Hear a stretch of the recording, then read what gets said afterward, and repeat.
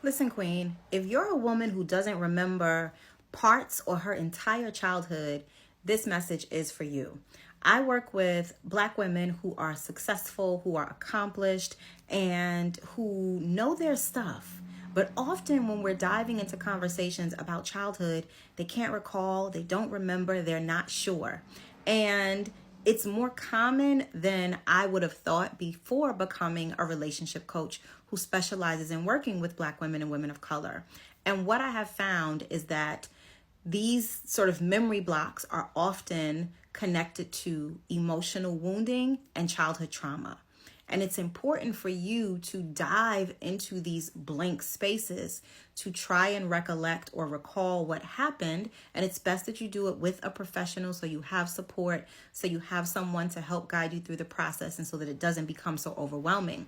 But at some point in your life, it is going to be necessary for you to remember what you've experienced, to remember what happened to you, and to remember what you're carrying with you that you may not be aware of now.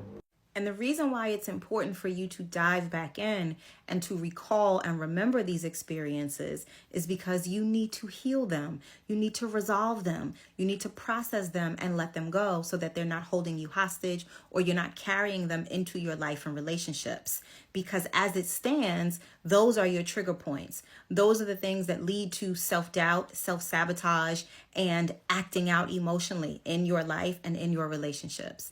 And we don't want you to continue on a self-destructive path because your emotions are out of control and out of whack simply because they are fighting against you, simply because you don't remember what caused them and what happened to them. So I want to urge you to take some time to think about the timeline of things when you don't remember or when you don't recall, and to start being intentional about going back to those emotional spaces with support, with guidance, so that you can remember what has been forgotten, because those things will help you to become open and receptive to all of the things that you're actually working towards creating and building in your life and in your relationships now.